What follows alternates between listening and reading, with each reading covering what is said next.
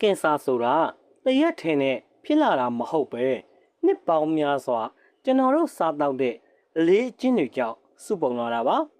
အထူးသဖြင့်မြန်မာနိုင်ငံမှာအစားအများဆုံးနဲ့လူချိတ်အများဆုံးအစားအစာအချို့ဟာကင်ဆာဖြစ်နှုန်းကိုအင်မတန်မြင့်တက်စေပါတယ်ကိုရောကိုမိသားစုကိုပါကာကွယ်ခြင်းနဲ့ဆိုရင်တော့အခုပြောပြမယ့်အစားအစာ၁၀မျိုးကိုအမြန်ဆုံးချောင်ကျင်မှုတိုက်တွန်းခြင်းပါတယ်၁ပြုပြင်ထားတဲ့အသားများထဲမှဆုံးတစ်ချက်ကတော့ဝက်ဥကြောင်ကြက်ဥကြောင်နဲ့အသားပြားတွေပါဒါတွေဟာအလုံးများတဲ့သူတွေအတွက်အဆင်ပြေပေမဲ့ထိမ့်သိမ့်ရက်ကြာရှိခါတုံထားတဲ့ nitrate တွေဟာခန္ဓာကိုယ်ထဲရောက်ရင်ကင်ဆာဖြစ်စေတဲ့ဓာတ်ပေါင်းတွေအဖြစ်ပြောင်းလဲသွားပါတယ်WHO ကဓာတ်တွေကိုဆက်လက်လိုပဲကင်ဆာဖြစ်စေနိုင်တဲ့အုပ်စုတစ်ထဲမှာထည့်ထားပါတယ်နှစ်အကျော်အလွန်နဲ့စီပြန်ဟင်းများကျွန်တော်တို့မနက်စာစားနေတဲ့ဤကြခွေဆမ်မူစာကစလို့စီပူပူမှကြော်ထားတဲ့အရာတွေပါအထူးသဖြင့်စီကိုခဏပြန်ကြိုပြီးသုံးတဲ့အခါအဲ့ဒီစီထဲမှာအလွန်အန္တရာယ်များတဲ့ free radical တွေနဲ့ acrylamide လို့ခေါ်တဲ့ဓာတ်တွေထွက်လာပါတယ်ဒါတွေကဆဲတွေကိုပျက်စီးစေပြီးကင်ဆာဖြစ်ဖို့အားပေးပါတယ်၃တကြားတဲ့လွန်ကဲတဲ့အရှိုရည်များအရှိုရည်တွေကကင်ဆာကိုဓာတ်ရိုက်ဖြစ်စေတာထက်သူတို့ကြောင့်ဖြစ်လာတဲ့အဝါလွန်ခြင်းဟာကင်ဆာအမျိုးအစား၃မျိုးလောက်နဲ့ဓာတ်ရိုက်ဆက်ဆက်နေပါတယ်တကြားဟာကင်ဆာဆဲတွေအကြိုက်ဆုံးအစာလည်းဖြစ်ပါတယ်၄တာရှိခံအောင်စီမံထားတဲ့အစားအစာများငရှာ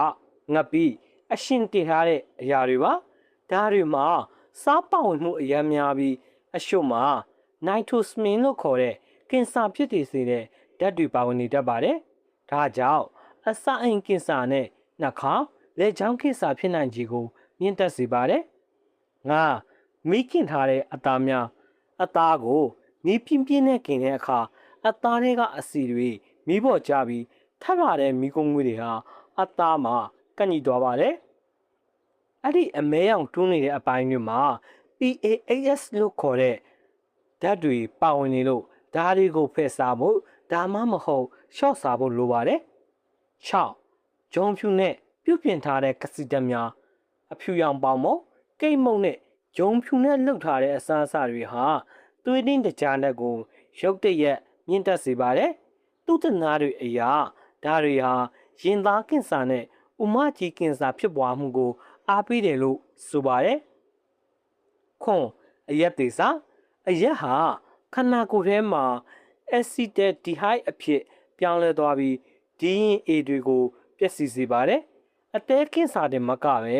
ရင်သားပါးစပ်နဲ့လေကြောင်းကင်ဆာတွေအတွက်အဓိကတရားခံမှာရှစ်ဟိုတက်နေတဲ့အစိတ်ဆက်များဒါကလူတွေတတိမထားမိဆုံးအချက်ပါမြေပဲမြုပ်တိမှုံနဲ့စံတွေမှာစိုးထိုင်းစားကြောင့်ဟိုတက်တဲ့အခါအဖလာလာတောက်ဆင်းဆိုတဲ့အစိတ်တောက်ထွက်ပါတယ်ဒါဟာအသည်းကင်ဆာကိုဖြစ်စေတဲ့အပြင်းထန်ဆုံးအစိတ်တွေထဲကတစ်ခုပါကိုကင်ကွန်ရကျွန်တော်တို့ပတ်ဝန်းကျင်မှာအတွေ့အများဆုံးမှာ